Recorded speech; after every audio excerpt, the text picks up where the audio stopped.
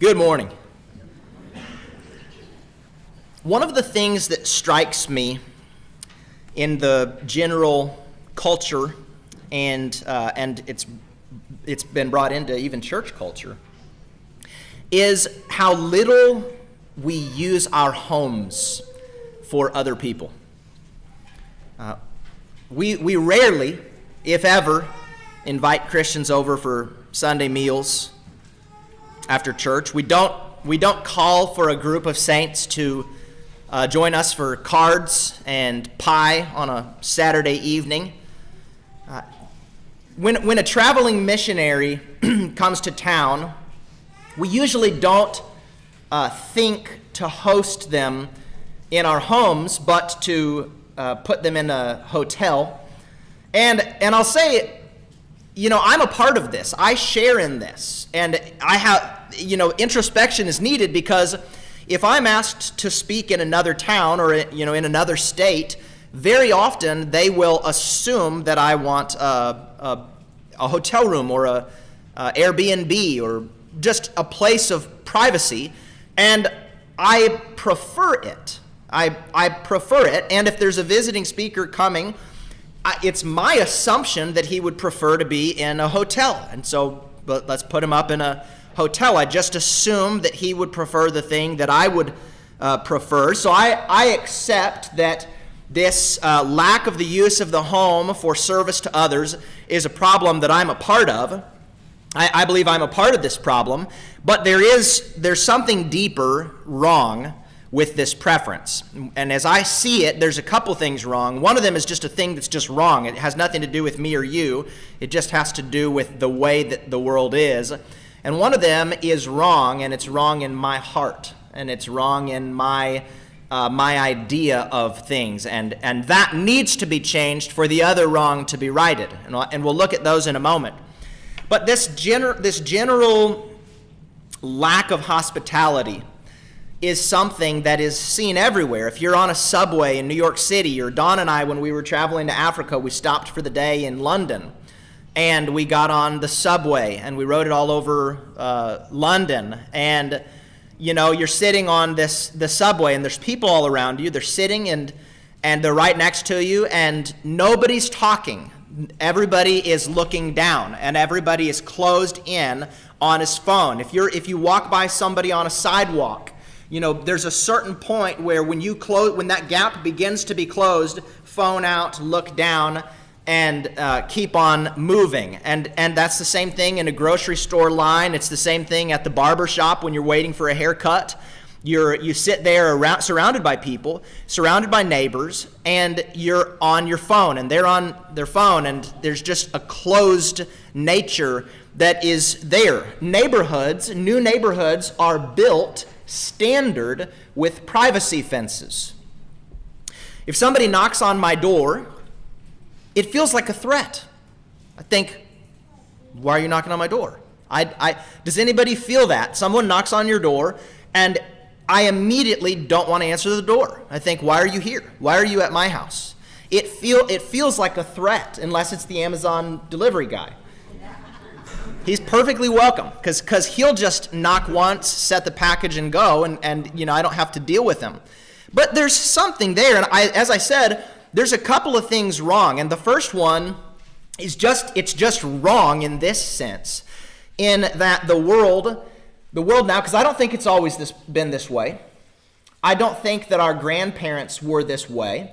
I think that there was an age and a time, and there are other cultures right now where it is not this way. When we were in Cayman, I would regularly go knock on people's doors, and they were happy to open the door. And they would either welcome me in, perfect stranger, and give me a glass of juice and some Cayman, a piece of their rum cake or something like that, and we'd sit and talk, perfect stranger, and they enjoyed it. It was just baked into that culture. I don't think our culture's always been this way, but it is this way now. One of the problems, I think, is that it's a more dangerous world than it was 50 years ago. That's just part of the problem.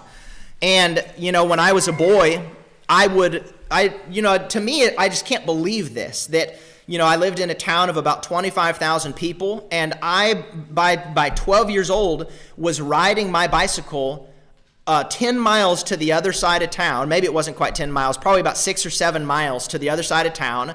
No cell phone, me and my friends doing who knows what all day long, no questions asked. There was no concern. I would never dream of that.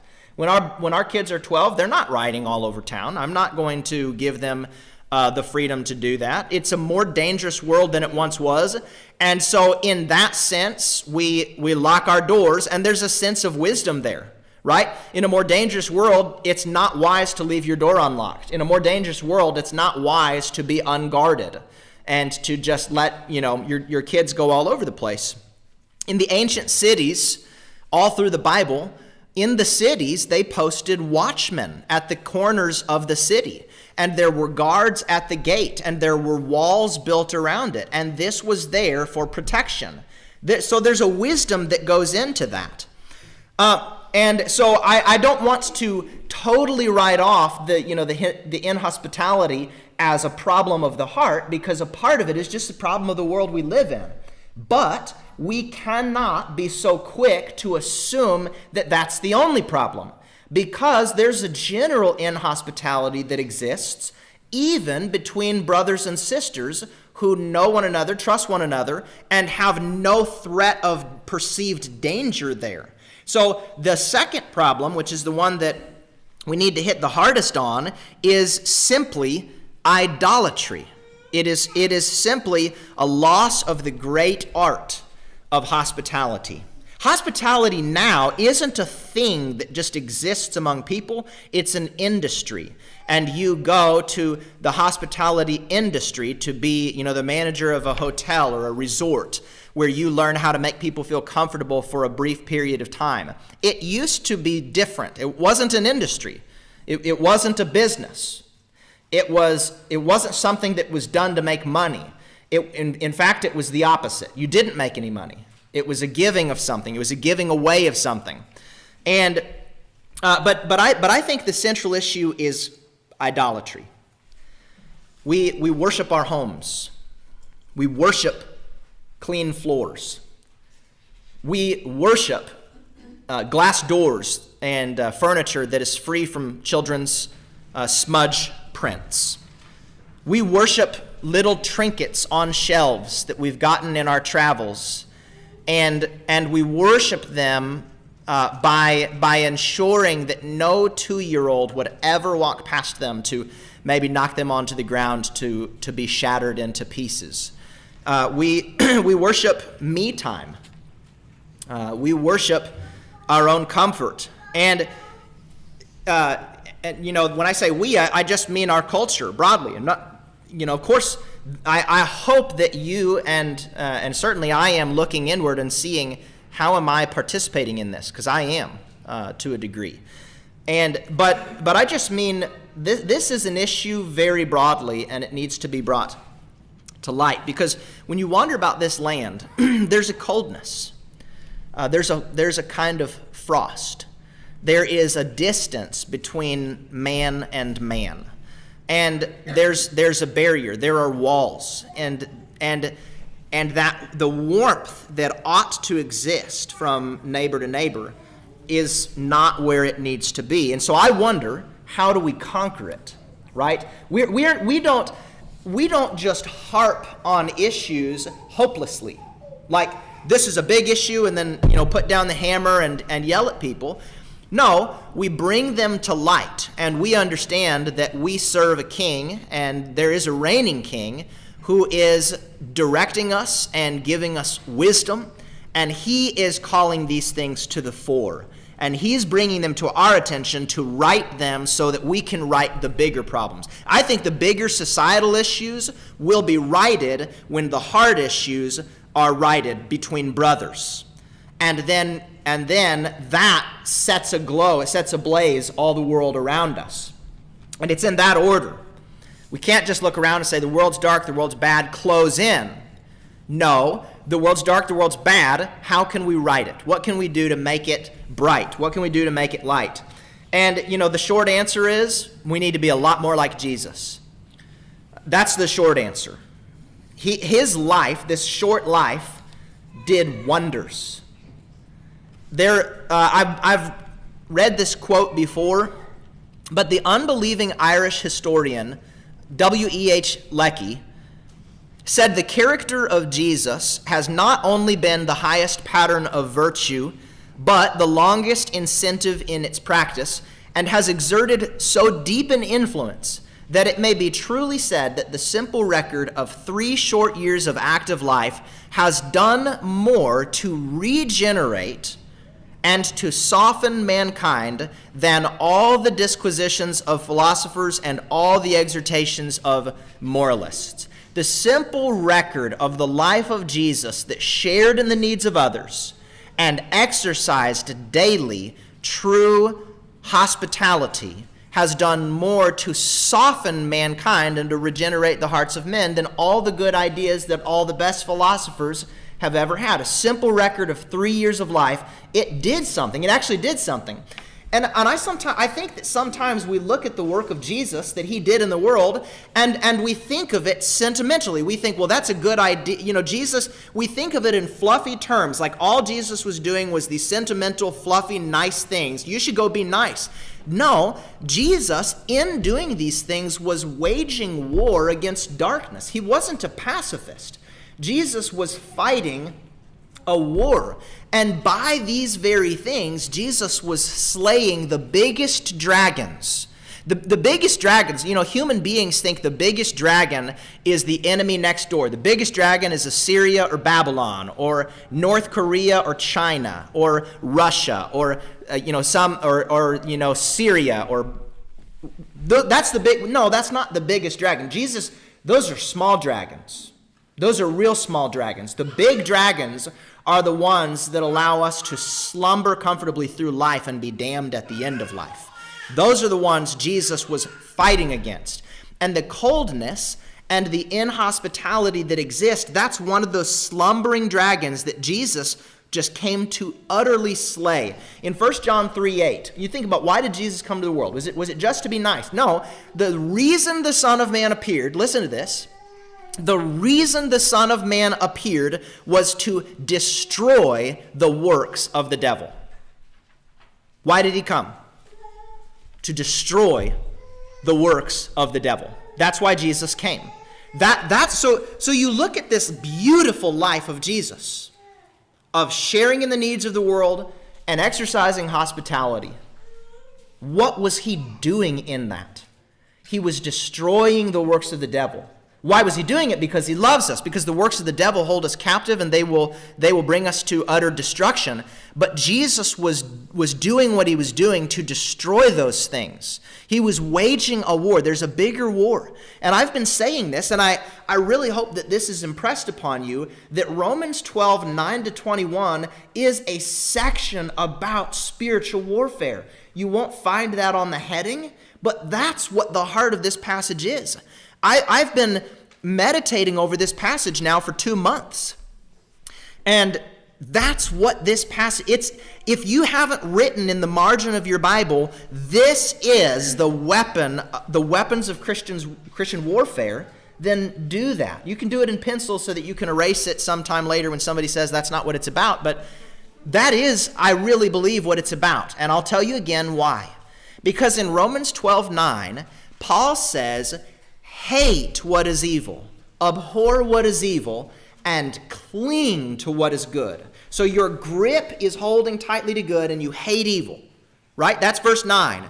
Then verse 21 says, conquer evil with good. To conquer means you defeat in battle. That's the word that he uses here. To be the victor. Conquer evil. So what are you doing with evil? You're destroying it. You're fighting against it. And what is your weapon that he says that you're using? Good. That's why he says, cling to good. Good is your sword. Good is your sword. Think about holding on to this sword, and it's beautiful, and it's shining, and it's sharp on both sides, and it just has stamped on it, good. And then you say, well, what is that? Every part of verses 10 to 20 is that good. This is the good. How do I conquer coldness and inhospitableness and the wickedness in the world? Well, here are two more ways that we conquer them. Romans 12 and verse 13. This is the last part of this verse. The last two parts. Sharing in the needs of the saints, seeking to show hospitality. Those are two weapons, mighty weapons of our warfare, to slay coldness and darkness and distance and separation and idolatry and all of that.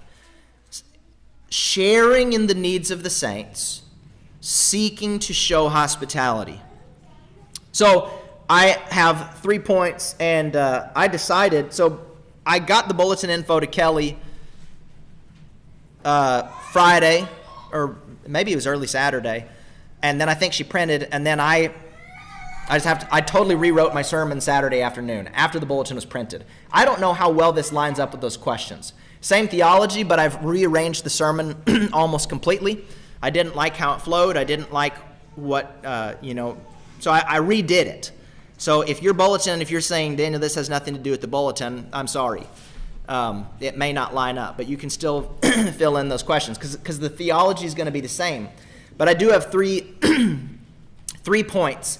And the first one is a point of emphasis, and it is, where are we to put our focus? You look out into the world, we see big problems, we see worldwide problems, cultural problems. Where do we put our emphasis? If you put your emphasis on, I need to completely change the whole world, you will be overwhelmed and you will do nothing. What you will do is you'll throw your hands up and say, I guess it's just up. I guess all I need to do is just get through this life because there's no righting these wrongs. Well, no, Paul gives us an area of emphasis. He says, here's where your emphasis should be. Sharing in the needs of the what? Saints. I'm putting emphasis there. That's where he says that our emphasis needs to be. Put your emphasis before serving anybody else. Before serving anybody else in the broader world, family comes before this even, but that's another lesson for a different time. But before serving anybody else in the world, share in the needs of the saints, of those who've been redeemed, those who are made holy.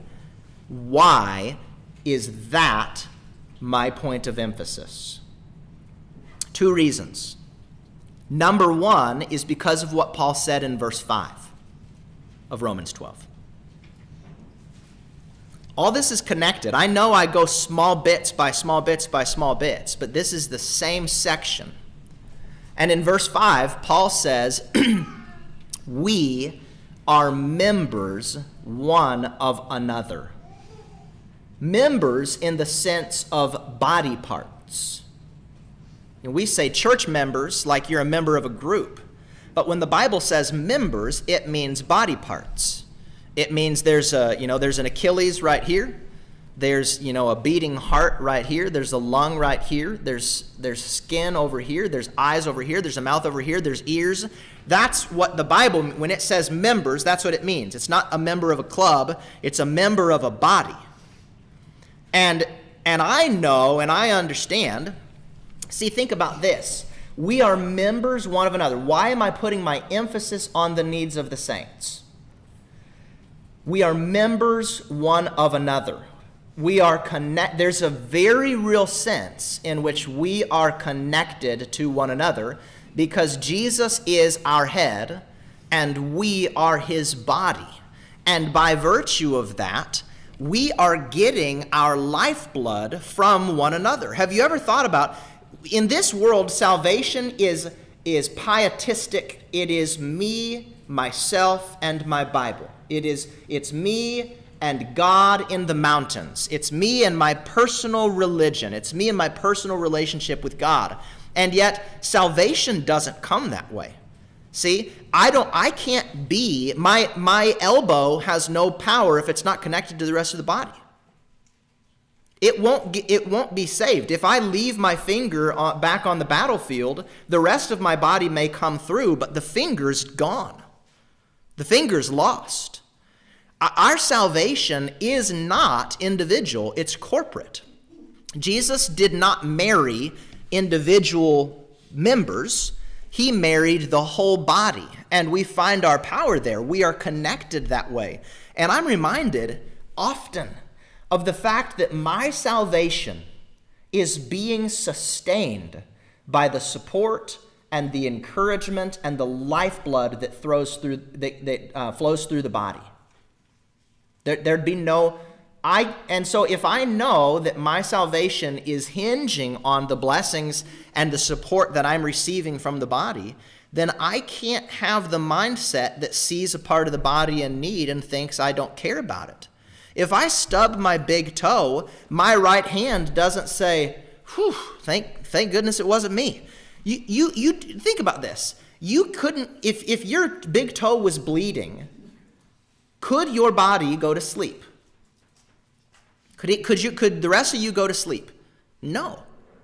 That you know that's a part of the body. The right hand doesn't feel it at all, but the right hand immediately gets to work finding a Band-Aid, and the left leg hops to the bathroom where the Band-Aids are. And the eyes are looking to see where the right hand needs to put the Band-Aid. And every part is working because why? We are members one of another. Why is my emphasis on the body? Because that's what I'm a part of. I'm connected to the body. But the second reason why our focus is on the saints, because he says sharing the needs of the saints, is because, and I hope that, this is clear enough, but, the evangelical church of America doesn't get this. It really doesn't. We have limited time, and we have limited resources. That's why our focus needs to be on the saints. Because we have limited time and limited resources. And if you only have limited time and limited resources, then where should the time and resources be emphasized first? On the saints, on those in your own group. Because imagine, let me just put it in these terms. Imagine you had a sister that was that fell on hard times, didn't have enough groceries to get through the month. And, it's hard for us to conceive of this because we have so much prosperity and so much wealth that this really isn't conceivable of happening. Besides the fact that we live in a society where there are systems in place and someone's going to be fed no matter what. But just imagine, for the sake of the argument, that you have this amount of resources, and that's all you have for the month. And this sister over here is in great need. She's hungry, and you say to her, I'm sorry, we'll get you next month, but this person, this random person passing through town, we gave our contributions for this month to him. Imagine that. Imagine if you took better care of the people outside than those inside. Imagine if you neglected those inside to serve those outside. The whole system would collapse. The whole thing would collapse. Because nobody would ever want to be a part of it knowing that they'd be treated better from the outside than from the inside. If you come inside and now you're neglected, then why would I come inside? I'll stay outside because it's better out there. But the idea here is what Paul says in 1 Timothy 5:8. He says, if a man does not provide for the members of his own household, he is worse than an unbeliever and he has denied the faith. This is tantamount to me making my children to go hungry. Imagine my table and little faces that have been out in the sun all day and they've got dirt on them and they're hungry waiting for food, and I'm passing out burgers on the street to people going by and saying, kids, I'm sorry, you're not eating tonight. That is evil. That is wicked. And we sentimentalize, we say, no, we need to be helping everybody. We need to be helping our people first, and then whatever is extra is helping those outside, sharing in the needs of the saints. Listen to this, Galatians 6:10. Paul says, as we have opportunity, as there is opportunity, which isn't always, but when there is, let us do good to all people, especially to those who belong to the family of believers. Why does he say especially here? Because that's the principle. It's like this. I cannot be a blessing to the world, truly. You could pretend to be, and it'll come out. It'll be a facade. I can't be a blessing to the world if I'm not first a blessing in my family, if I'm not first a blessing in my house. Jesus said you're the light of the world, but where did he end up with the light? He said light of the world, a city set on a hill, a lamp in a house. In what way am I a light to the world? I'm a light to the world first by being a light in my house. How do I change the world? By first taking care of and sharing in the needs of the saints. So our emphasis is there, and here's the practical point. I don't want anybody to get discouraged thinking, well, the world's problems are so big, what can we even do? There's just nothing we can do. No, it's as simple as look across the room. Do you see a saint that has some need? Do that. Don't look far. Don't think that you need to look far. Look here. Is there a need? Meet that need right here. That, to me, I can get my hands on that. I can. That's not out of my realm of influence. I can get my hands on that and I can do something there. And that to me is encouraging to know if I'm doing that, the broader world sees something. They see a people that love one another and serve one another and care for one another, and they say, I want to be a part of that. That's how the early church grew. When you read in the book of Acts it said they had all things in common. It doesn't, communism says take what's there and distribute it equally to everybody, but then everybody ends up with not enough to survive. Do you see? That's communism. But Christianity is provide for those around you. And then if there's spillover, which in this prosperous nation there will be, then do good to all men. But sharing in the needs of the saints, that's the first point of emphasis. The second one is share in the saints' needs. That's the second point. So we're sharing in the needs of the saints. That's the emphasis there. The emphasis on the second point is share in the saints' needs, which, well, how do I know what that is? That takes wisdom. That takes wisdom. Because, see, the point that the word Paul uses here for need is it means something that is lacking that is needed. There's a lot of things that I'm lacking that I don't need. And sometimes we think, well, that person's lacking in this, and I'm to share in their needs, so let me put my emphasis on giving this to them. But it may not actually be a need. In fact, sometimes the thing that we think that we need is a thing we only want, and the thing that we want is detrimental to us, and it may hurt us.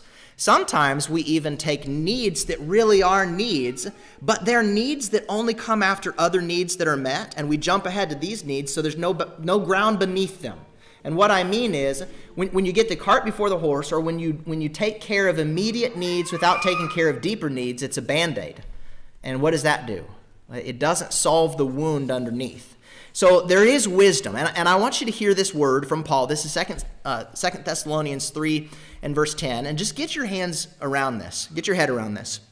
He said, if anybody is not willing to work, let him not eat. Don't let him eat. He's writing this to the church. And he says, because we hear, see, this is what was happening in Thessalonica. We hear that some among you, some brothers and sisters, walk in idleness, not busy at work, but busy bodies. So here's real Christians. And what is the most basic human need? It's probably oxygen, and then it's probably water. But after that is what? Food, right? This is so basic. Paul says, with food and clothing, these will be content. Jesus said, don't worry about your life, what you will eat or what you will drink, nor about your body, what you will put on. Isn't life more than food and the body more than clothing? The needs that we have is food and clothing. So here's a situation where there's a real brother And the most basic need is food, and he needs food. And Paul says, don't give him food. Don't let him have food. He actually says that. Don't let him have food. And we look at it so simply. We say, how can you possibly? I'm to be sharing in the needs of the saints. He needs food. Here's a brother. Food is a need. This man needs food. And you're saying not to give him that? Then I'm not sharing in the needs. No, that's actually not what's being said. What's being said is there's a deeper need that you need to share in. There's a deeper need that this man has than food, and it's called a work ethic. And we can't scoff at that. See, it's easy to reach into the pocket and say, here's some cash. Please go on. Don't take any more of my time. We can't scoff at this. Because a brother in a situation like this, here's the real need. That need is a lot harder to meet than a simple trip to the grocery store. In fact, it will demand much more of your time. It will demand discipleship. It will demand training. It will demand a hard word. It's far more demanding. It's not a silly thing to say that's meeting his need. It is. The reason why that old adage, why we know that it's valuable, give a man a fish, you'll feed him for a day. Teach him to fish, you'll feed him for a lifetime. Which takes more time immediately? Teaching him to fish. It's easier to give him a fish, but that's may not be what he actually needs. Yes, he needs food, but there's a need that comes before it. Or consider this. Consider a young man he comes to the elders, he says, I need food and clothing and rent money. My job isn't paying me enough. That might be true. It might be a bad job, and he might have fallen on hard times. And you investigate that, and you use discretion. But oftentimes, I know that the elders have witnessed this. I know that our finance deacon has witnessed this. I've personally witnessed this many times. Persons will say, I need this amount of money because I don't have enough money to get through the month for my groceries. But the reason the need is there is because the money that was given was spent on cigarettes or cable television or beer or Mountain Dew or something like that. This is so common. I mean, overwhelmingly common, okay? Just the other day, someone came up to me I was at a restaurant, and they asked me if I could give them money so they could go to the store to buy some groceries. And I said, well, I don't carry much cash, but I'd be glad to bring you in and buy you a warm meal. And this lady said, no thanks, waved me on. Well, why, right? Well, there's probably that money was probably going to be used for something other than food. I don't know for sure, but they didn't want food, not at that moment. They didn't want the meal at that moment. I don't have a problem giving that, but what's really going on here? There's a deeper need often, and it's the need for wisdom. And what I'm challenging us with is, when you look around the church and you think, what does it mean to share in the needs? There's a sense in which that's sharing in giving food or clothing or shelter. There's a sense in which that's, if they need a hand to, if they're going to be moving to another house and they need a hand moving, that you go out and you lend a hand and you help them move and you meet that need. But in these short years of ministry, one thing I've learned is that most of the time in this place, when this is what means the most, these saints, what they really need is your strong prayers. They need it. I need it. I live by your prayers. Does anybody here not need the prayers of their brothers and sisters? I need them. I live by them. I'm strengthened by them. Most of the time, the saints need encouragement. So let us encourage one another, and all the more as we see the day drawing near. Most of the time, we need counsel and good wisdom. Most of the time, we need reminders of the glory ahead, and we need reminders of the endurance we must keep. Sometimes it's going to be a basic need like food, but most of the time it's a deeper need that's more complex than reaching into a wallet. sharing in the saints' needs. That's the call. Now, lastly, and pretty briefly, let me be very specific. This is the third and final point. The last thing Paul says in verse 13, I believe, is a specific application of the second to last thing he says in verse 13. Sharing in the needs of the saints, seeking to show hospitality. I believe that's a specific application of the point that preceded it. And so I want to talk for a moment about hospitality. And here's what's interesting. The word Paul uses for seeking to show, or yours might say pursuing, it's the word that most often is translated persecuting. When Paul persecuted the church, that's the word that's used. It to persecute means to almost violently pursue after. Like you're like a dog after a bone.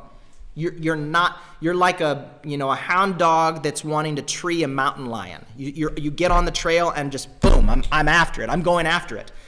He says, do that, be that way, and hospitality is the object. Pursue it violently. That's what it means. Kind of weird to think of it that way. That's why they didn't translate it that way. But that's what the word means. It means to pursue after it intensely. So we're being called to this, to be hospitable. Now, what does that mean? What does it mean to be hospitable? Well, two examples. When Clement, who was a very early church father, I think he was a disciple of maybe even of Paul, but he wrote to Corinth. He wrote 2 letters to Corinth. These were not inspired by the Holy Spirit, but they're great letters. Here was a Christian man writing letters to Corinth. And in 1 Clement, this is what he said. He used the same word, the same Greek word for hospitality, and he used as his objects Lot and Rahab. And these were the stories that he quoted. The first story goes like this. The 2 angels came to Sodom in the evening. This is Genesis 19. And Lot was sitting in the gate of Sodom. When Lot saw them, he rose to meet them and bowed himself with his face to the earth. And he said, "My lords, please turn aside to your servant's house and spend the night and wash your feet. Then you may rise up early and go on your way." And they said, "No, we will spend the night in the town square." But he pressed them strongly. So they turned aside to him and entered his house. And he made them a feast and baked unleavened bread, and they ate. That's the first story. Clement said that was hospitality. The second story is about Rahab. I'm just going to read a couple very short things. 2 men snuck into Jericho to spy out the land. And the text says, "And they went, and they came into the house of a prostitute whose name was Rahab, and they lodged there. And when the soldiers were sent to find these men," the text says, "but the woman had taken the 2 men and hidden them." And Clement says, Clement is right there in the first or early 2nd century, and he's saying that word, the word that's used for hospitality, that's what it means. It means these 2 stories. What did they have in common? House. They went into the house. There's some people that had some kind of need, and they went into their house. That's what it means. And I'm put to shame because one of the houses that they went into was a prostitute. And she was hospitable. She was a prostitute, and she was hospitable. Think about that. She was a hospital. She sold her body for money, and she was hospitable. She's an example of hospitality. And what it is using your house in service of somebody else. That's what it means. Now, here's the call. Use your house in service to others, but here's what the text says in 1 Peter. Offer hospitality to one another without grumbling. Why does he say that? Why does he say that? Why does he say without grumbling? Because when someone gets in your space, it makes you feel like grumbling, doesn't it? It does when you worship your house. It does when you've made an idol of your house. It does when you've made an idol of me time. It makes you grumble. And the kinds of things that we do is we say, oh goodness, I'm gonna have to clean though. So I'm gonna have to clean. And because it's not clean enough for this person. Or we don't have a big enough space. Everybody's gonna be crammed in here. Our home isn't nice enough. I like my space. They'll make it messy. They have kids. Kids break things. And kids are loud. I don't want them here. I don't want my space. This is my space. And here's where we need to all be called out. No, it isn't. It isn't. Who owns it? God does. It's God's. And the way that this helps me is to realize what I am is a steward. We don't use that word anymore, but that's a word that in ancient times meant a house manager. Jesus said there was a house owner that went on a long journey and he left a man to be a steward over his house. When God comes back, I wonder, how will he say that we used the things that were actually his? How will he say, what kind of stewards were we? My house isn't my house, it's God's house. And I'm only a steward of it. And what I'm to be as a good steward, as a godly steward, use it in service of others in whatever capacity. Have a brother over for a meal.